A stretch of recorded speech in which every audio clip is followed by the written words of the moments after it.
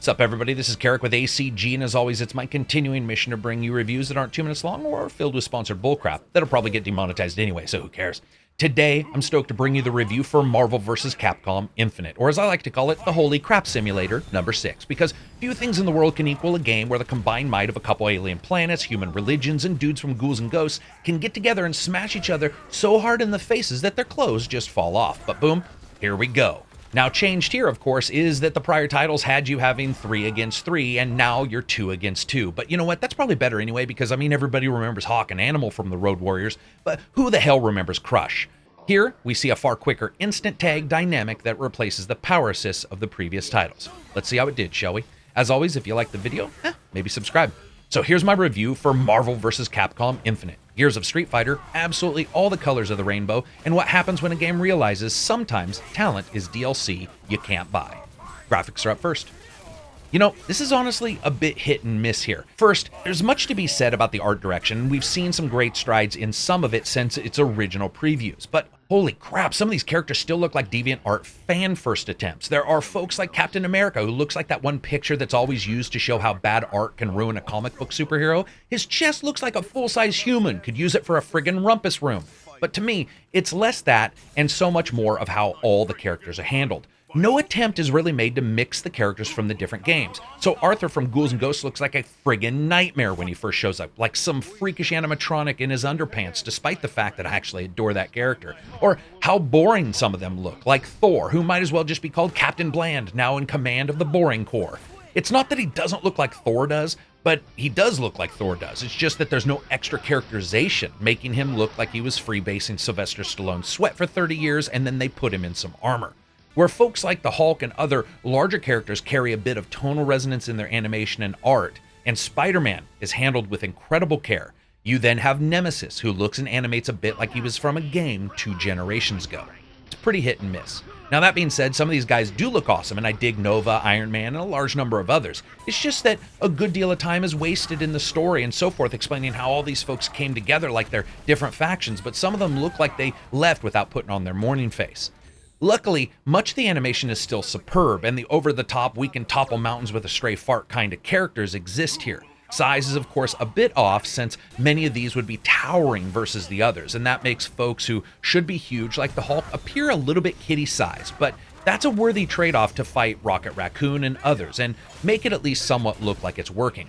Also, I have to say, other than one stage, this is the first time I've really liked all the stages of a Capcom game. It's a saccharine kind of glory look to it, where your eyes were dipped in sugar and everything is just friggin' awesome. And the deeper 3D look in many of the locations, from robotic layers to sun-drenched ancient temples with huge cat statues in the background, all look really good.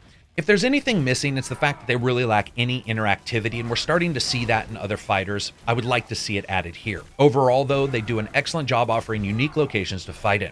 Also, while not perfect, and yes, sometimes you will lose your characters, I'm still fairly impressed by the game's ability to throw an entire World War III worth of ordnance down into a level, and you can still pretty much figure out what's going on. Intelligent use of color and effects makes that pretty much possible. And one little bit about performance, I'm pretty mystified that when you have 4 characters, all multi-character comboing each other so hard it's like they want to see who can be the first hand-thrown item directly into space, it actually still keeps a steady frame rate, which really, when you see how much is going on the screen, it's a little bit surprising. I'd say as a package good, but I can see some folks having some real issues with the characterizations. Sound, music, and voice. You have challenged my Hellspawn power and lost. Here's the big one! Proton Underoos! Been in tighter spots than this.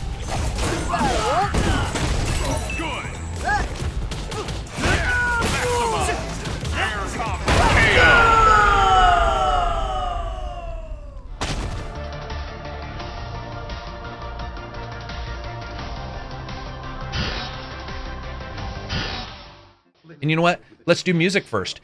For me, this is easily some of the best music in a fighting game in the last couple years. That main theme is incredible, and I don't have any problem admitting that much of the reason I like it is because it just fits my mood and mode of playing. And there's this epic climbing theme that just sort of works for me with a pronounced beat, and this wonky underwater sounding synth theme that sort of crawls up. Now, the in-level music is also excellent, but the game fades it out for a good deal of the time, and you have to sort of go into a special section and listen to the different bits if you want to hear the full level music. Overall, though, it's very listenable stuff and a bit less gamey, I think, than I was actually expecting. Sound. This is pretty good. Now, when you're taking over some of these unique elements, like let's say Ghouls and Ghosts, Darkstalkers, Resident Evil, Street Fighter, and Marvel, and then smashing them all together, it's got to be a tough job to handle. But from Ghost Rider's rippling change to Gamora's dual sword double leaps into enemies' death zones, it's all actually handled pretty well. And much of that can be attributed to excellent stereo separation with the swinging left and right of important sounds across the audio always occurring. Overall, I'd just say I'm really surprised. It's a typical Capcom high-level crush that comes in these games, and I'm okay with that. But it feels like here, when two gods are exchanging supernova-level moves, it infinitely feels less clipped and easier to listen to. Voice. Yeah, so this is hit and miss. In the story, it's almost uniformly poor, and not that many of them sound like a person pretending to scream would sound like, they actually do, and we expect that. It's that they all just sort of never really fit their characters, and many of them sound profoundly bored, regardless of them emoting like high school drama majors. Even the wayward Arthur sometimes sounds just a little bit off, resulting in these odd moments, especially, again, in the story where they're delivering longer lines. Also, I'm not sure what's going on with Chun-Li's voice, but it sounded a little bit compressed compared to everyone else's. I'm not sure if that's an indication of a later change to the narrative or different recording, but it was actually a bit noticeable. But to me, what's actually shocking is that the one-liners and bits in the game proper are actually totally fine. And when Hulk yells Metal Man when you trade out to Iron Man, or the moment Ghost Rider not only chides you for sucking, but then drives out of the arena pulling a wheelie on his motorbike, he's like, peace out, bitches. It's very well done. I would say as a package, when you look at this, it's a little bit odd. It's good stuff in some areas, but it might be a very good indicator of when too much of a barely passable thing becomes completely unacceptable. Now, that being said, the story bits are so over the top that it's not like any of us were expecting Peter O'Toole and Ben Kingsley. Its competition beats it profoundly, but that doesn't really mean a whole lot in the larger scheme of things. And of course, that brings us to gameplay and a bit about the story. Remember that one time you thought, you know what, LSD by itself is so boring, let's add some DMT to it, and you woke up a week later in a high school gym with hamsters duct taped to your thighs? Well, that makes more sense than the game's story. This is obviously a very light-treated, let's introduce everyone from every game to every character right away kind of game story, with some overarching plots about viruses and Ultron Sigma. In the end, worlds are colliding and it's your job or jobs to fix it, and the less questions asked, probably the better. Now, to do all this, you got a couple modes. Story, which takes you through whatever it is that's happening and battling various bad guys. Now, one problem with this is that the game has a freakishly annoying tendency to add length by having you fight the same bad guys a ton of times. It is incredibly annoying, and its reason for inclusion is nothing short of instantly noticeable. About the fourth time you fight off a series of completely useless robot droids or Thor minions, you're going to want to chew your own cybernetic arm off. And then there's the battle mode, which is separated by online, arcade, versus player 2, and versus CPU. Now, online works, but the jury's going to be out on the online servers and how they'll all work together. Matchmaking seemed to work fine, and there were no issues with the few games I could find. Arcade is basically a mini-story and has a couple mini-bosses as well as an end encounter, and it mimics a general arcade feel in its progression. Now, versus player and CPU are pretty much the same thing, with you picking characters to take either against a person locally or the CPU. Then you have training, which is a very basic mode to show you the ropes, and that's fleshed out with a mission mode as well that has a ton of missions, 10 per character for a total of 300, as well as some generic missions. Most of those are just pretty much doing special moves and really learning combos. The real question, of course, that everybody's asking is, how has Infinite changed the game? And I'd be lying if I didn't say a whole damn lot. First, the games absolutely focus on movement, and the ease of movement is really surprising. It's noticeable from the very start. Add to that the switching to 2 characters versus 3, and the ability for instant switch outs allows for combo juggling, and this odd feeling of both characters really tangibly being one. And the hilarious matchups, no matter how many times I tried, always seem to work out. If there's any beauty to this game, it's that. From Iron Man and Nemesis to Doctor Strange and Hagar, the way the system works, they always actually felt somewhat usable as a team. Now sure, they're gonna have their weaknesses, but even those can be somewhat offset by the Infinity Stones that you choose before each match. And this is a total of 6 stones that can be chosen, and I have to say, to me, this is where things really started to work. For example, take Captain Boring, or Thor as I like to call him. He's a fairly close-ranged fighter here, even though he has the hammer, and to be honest, he moves a bit like he's an 80-over marathon runner. But if you couple him with a green Infinity Stone, the normal ability for that stone is a zipping movement that can clear a bit more than half the screen. It's faster than a normal dash, and it passes through opponents. My favorite, though, is easily the Space Stone, which basically puts Baby in a corner by locking your enemy into a small blue box for a while, and just allows you to basically rain down Thunder Punch juice onto their face through the entire time. Now that means, with 2 characters plus the stone choice and using the stone's normal or storm moves, the chance of you meeting someone who's playing just like you is actually relatively remote. Now the game also offers some interesting possible concessions for new people, like an auto combo setting, so that newer players can just sort of hit the light punch button and the combo string that is normally an advanced series of button presses is done automatically. This is also done if you want it with the Ultra move. Now, while some may dislike it, I love the idea of giving newcomers a taste, and with a game that's incredibly fast-paced, that kind of thing is needed, and of course you can turn it off.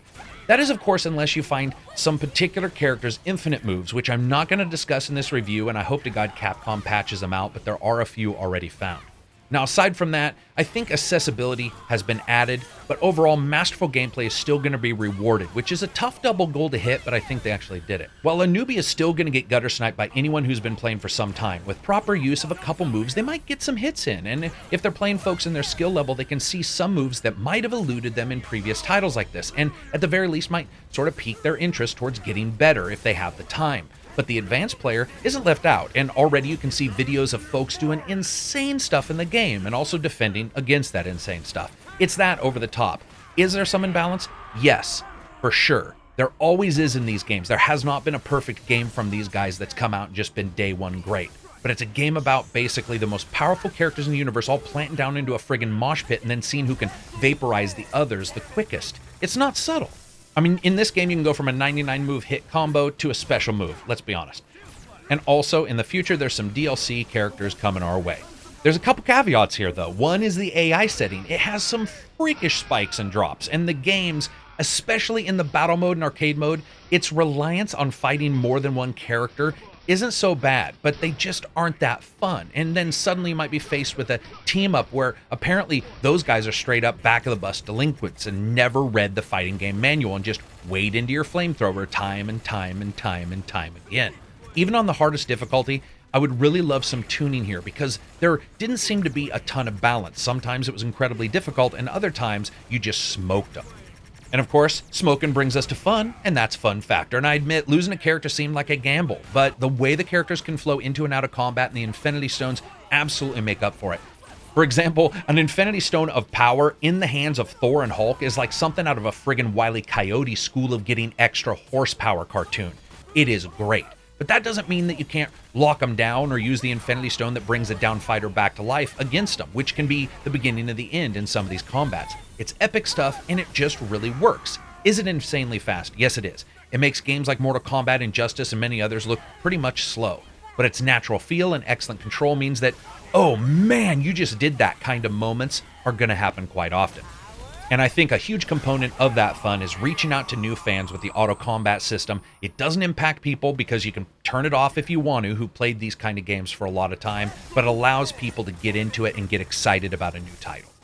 So as you guys know, I rate games on a buy, wait for sale, rent, or never touched again rating scale. This is a buy. It is so fun. You know, it's one of those games, I am more of an Injustice fan, let's say, and I certainly like the story of Injustice a little bit better, and it does feel different, and it does react differently than the other titles. But the real concentration on movement and the concentration on whoever puts together two characters really feeling like, in a weird way, especially because you have in middle of combo switch outs, that both those characters have become one, and it ended up causing me to do different battles, like robots against humans or aliens against superheroes. And I loved that mixture, and I sort of created a fiction just in my head while I was playing it. So that's it for me. If you liked the video, give it a thumbs up. If you disliked it, give it a thumbs down. And hey, you know what? If you want to continue to see reviews from me that aren't filled with sponsored bullcrap, check out Patreon. It is absolutely how I continue to keep going and keep giving you guys these reviews. Peace out and enjoy the rest of your week.